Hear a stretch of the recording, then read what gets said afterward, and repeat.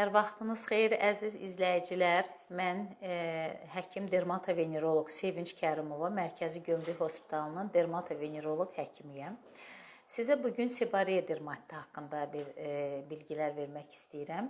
Çalışacağım hər kəsin anlaya biləcəyi şəkildə izah edim. Tibbi terminologiyalara çox üstünlük verməyəcəm. Seborreya dermatiti bir haşiyə çıxım ki, seborreya sebium latın dilindən pi deməkdir.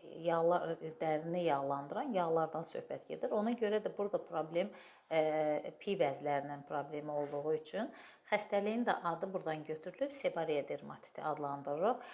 Əsasən seborreya dermatitli xəstələrdə dəri tipi yağlı olur. Yəni yağlılığa görə 3 yerə bölürük: yağlı dərilər, quru dərilər və qarışıq tipli. Əsasən də bu olur tez zonada alın və burun bölgəsində daha çox yağlanmanı görürük və bu tipdə qarışıq dəri tipi yağlılığına görə ayırd edilir. Seborreya dermatiti nədir? Adından da göründüyü kimi burada pi vəzlərinin iltihabından söz gedir. Əsasən də daha dərisində pi ifrazı daha yüksək olan insanlar bu seborreya dermatitindən əziyyət çəkir. Biz buna hiperfunksiya deyirik. Pi vəzlərinin hiperfunksiyası halında seborreya dermatiti kimi xəstəlik meydana çıxır. Seborreya dermatitinin yaranma səbəbləri nədir? İlk oradan başlayaq. Burada ilk növbədə qeyd edim ki, irsi faktor var. Valideynlərdə yüksək yağlılığa malik olan dəri tipi varsa, təbii ki, uşaqlarında da, övladlarında da bu tip dəri formalaşacaq. Yüksək yağlılığa malik, hiperfunksiyaya malik yağ vəzləri olur dəridə. Onu da qeyd edim ki, bütün dəri örtüyümüzdə ovuc və ayaq altından başqa bütün dəri örtüyümüzdə pi vəzləri var. Adından da göründüyü kimi yağlar bildiyimiz kimi dəriyə yumşaqlıq gətirir və dərinin hərəkətli nahiyələrində dərinin elastikliyini təmin edir. Dediyim kimi ovuc və ayaq altından başqa bütün dəri örtüyündə var, amma baş dərisində özəlliklə üz, saçlı hissə, boyun, sinə və kürəklərdə, çiyinlərdə pi vəzləri daha sıx, daha aktiv fəaliyyət göstərir. Buna görə də seborreya dermatiti əsasən baş dərisində olur. Ən çox müşahidə edirik saçlarda kəpəyi, bu da seborreya dermatiti. Həmçinin üz dərisində dediyim kimi tez zonada bu alın bölgəsidir, burun dərisidir. Burun yanaq büküşlərində, ağız ətrafında, qulaq seyvanlarında burada daha çox aktivdir pi vəzləri. Həmçinin döş sümüyü nahiyəsində, sinəmiz dediyimiz bu nahiyədə. Bunu kişilərdə daha çox müşahidə edirik. Bu bölgələrdə dəridə hiperemiyalar müşahidə edirik. Yüngül vəzin qaşınmalar olur.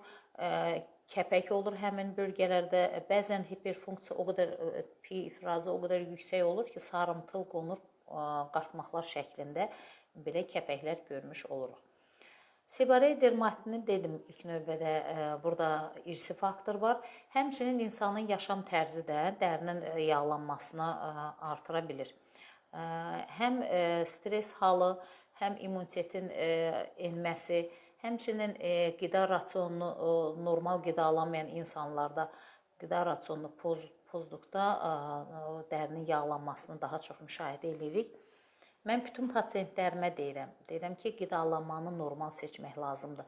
Əksər hallarda seborreya olan insanların əksər hissəsində insulin dirənci olduğunun şahidi oluruq. İnsulin dirənci də adından göründüyü kimi orqanizmdə diabet xəstəliyi olmasa belə gizli şəkərin yüksək olduğuna bir işarədir. Burada da yenə deyirəm, burada irsi faktor da öz rolunu oynayır, amma istənilən halda necə deyirlər, hər bir insan öz xəstəliyinin bir həkimi olmalıdır. Özü orqanizmini tanıyır, qida tərzini normal etməlidir. Burada ilk növbədə ciddi pəhriz etmək tövsiyə edirik pasiyentlərə.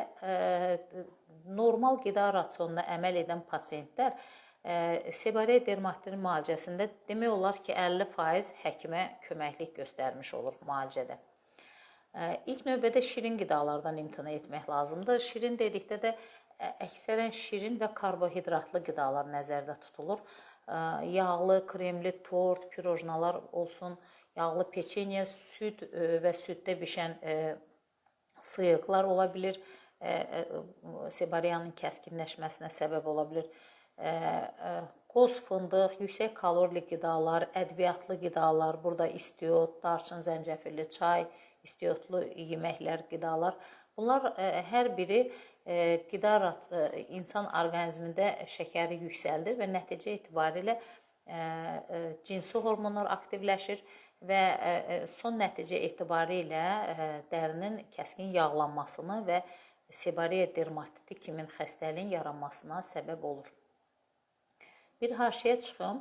Ümumiyyətcə, görürsünüz, yeniyetmə dövrünə qədər uşaqların dərisində pi vəzinə bağlı belə ciddi problemlər olmur. Nə sızanaqlar olmur, nə dərinin yağlanması olmur. Adətən dediyim kimi, bu cür yağlanma başlayır yeniyetmə dövründə.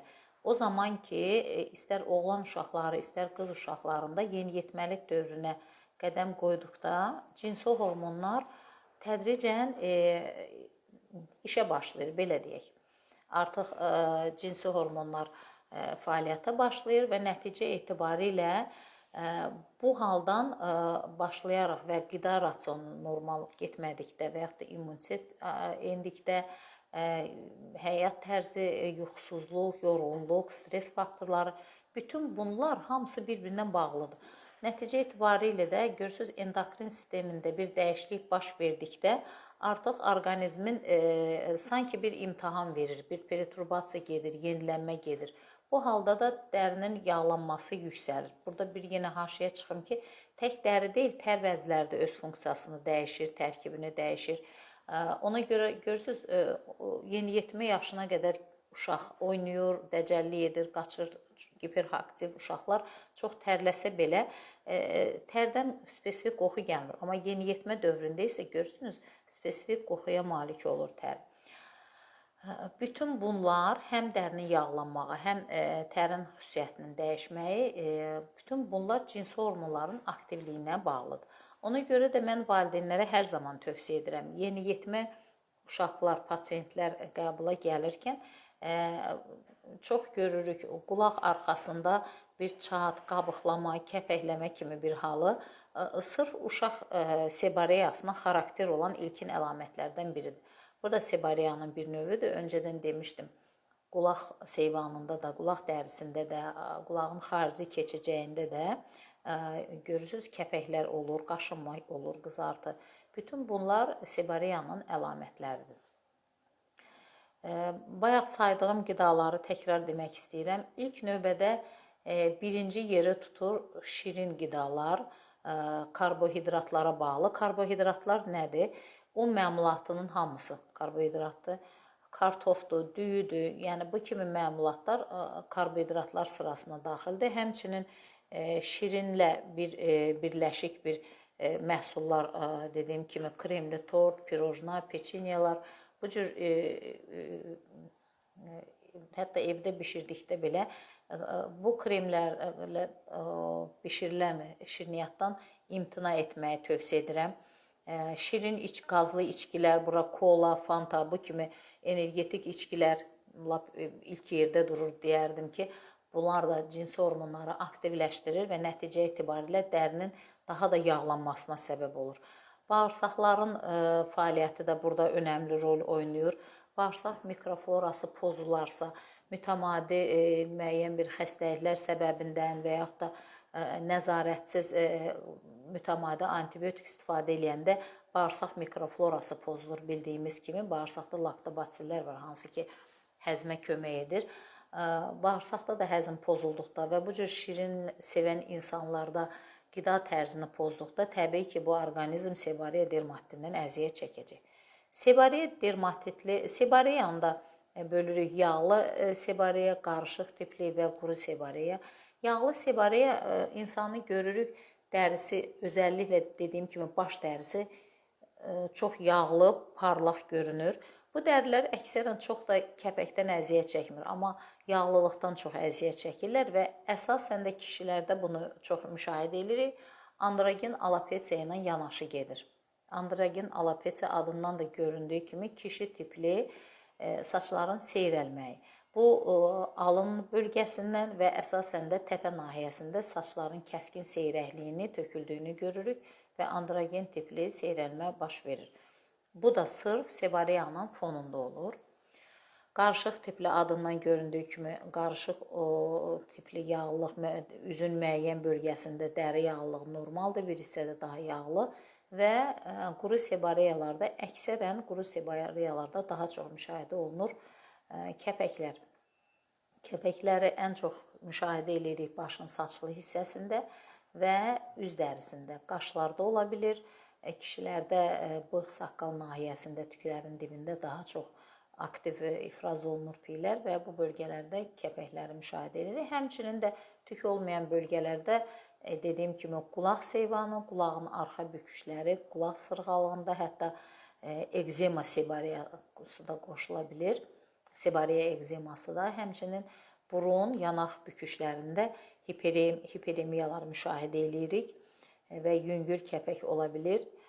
Hiperemiya qızartı deməkdir. Həmçinin kişilərdə daha çox müşahidə edirik döş sümüyü nahiyəsində, sinəsində bu kimi qızartılar, üzəri sarımtıl qonur kəpəklənən papulaları müşahidə edirik. Yüngül qaşınmadan şikayət edirlər. Bəs deyəcəksiniz ki, orqanizm qlukozaya ehtiyacı var orqanizmin. Şirindən tam imtina etmək kimi bir tövsiyəm yoxdur. Burada şirini mən deyərdim ki, meyvələrlə, istənilən meyvəni qida rasionunuza daxil etməklə şirinin tərkibində olan glukozadan faydalana bilərsiniz. Və təbii ki, şirin sevən insanlar birdən-birə şirindən imtina edə bilməyəcəklər. Tədricən qida rasionunu normal rejimə salıb, tədricən karbohidratla birləşik qidalardan, şirniyyatlardan, bayaq saydığım kimi şirin qazlı içkilərdən imtina edəcəksiniz. Süddə bişən sıyıqlar, həmçinin dondurma süd şəklində olmaz. Süd məhsulları var, pendir, kəsmik, qatıq, bu kimi yağsız qatıq, bu kimi süd məhsullarından istifadə edə bilərsiniz. Amma süd şəklində olan qidalar təbii ki, bu da öz sırasında dəriyə yüksək yağlılıq verir. Həmçinin qoz, fındıq kimi quru meyvələr də yüksək kalori verən qidalar sırasında sayıldığı üçün mən adətən öz pasiyentlərimə bu qidaları da çox istifadə etməyi tövsiyə etməzdim.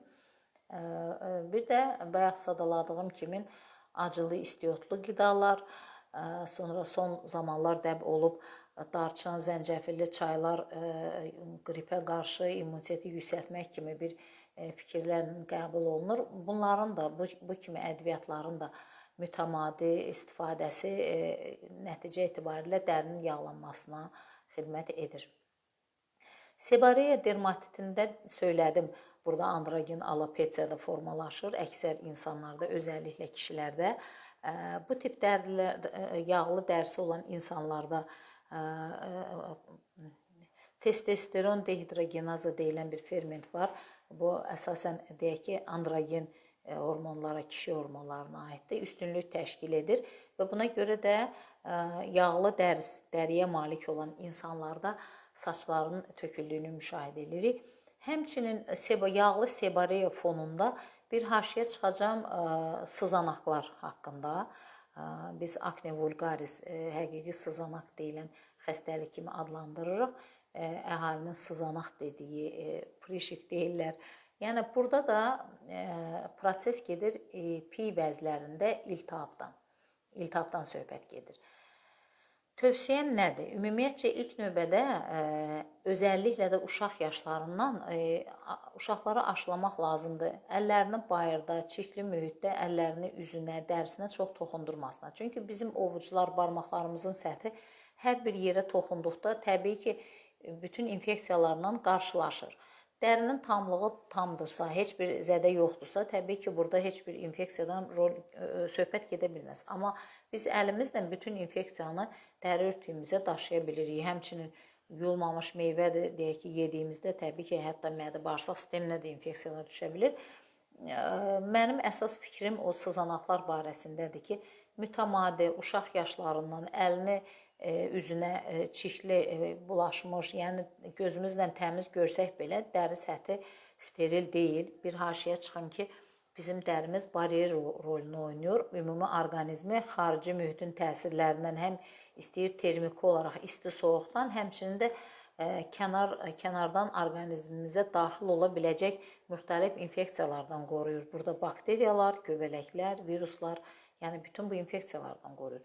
Təbii ki, dəriyə hopan, yoluxma deməzdim, bulaşan bu bakteriyaları üz dərisinə toxundurduqda bakteriyalar üz dərisinə yoluxur və yeniyetmə dövründə artıq pi vəzlərinin dediyim kimi aktivləşmiş periodunda artıq pi vəzləri buradakı infeksiya, bakterial infeksiya qazanıb iltihaplaşır və nəticə etibarilə sızanaqlar adlandırdığımız pi vəzlərinin iltihabı prosesi baş verir.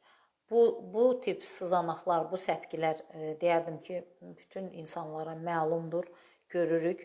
Yeniyetmə dövründə ən çox dediyim kimi başlayır xırda sızanaqlar, ilkin olaraq çəhrayı, qırmızı, kiçik səpkilər və zaman-zaman vaxtında müalicə olmadıqda və bayaq sadaladığım qida rasionuna diqqət etmədikdə bu sızanaqlar, səpkilər daha kəskinləşir, irinlər daha artır və biz pustulyoz adlandırdığımız irincikli səpkilər yaranır. Bu da nəticə etibarilə üz dərisinin tamlığını pozur, uzun müddət müalicə etmədikdə və yaxud da türkə çarələrlə müdaxilələr edir insanlar, prosesin daha da dərinləşdiyi səbəbindən üzdə çapıqlar, postakne atrofik çapıqlar deyirik, çopurlar kimi belə xoşa gəlməz dərinin zədələnməsinə gətirib çıxardır.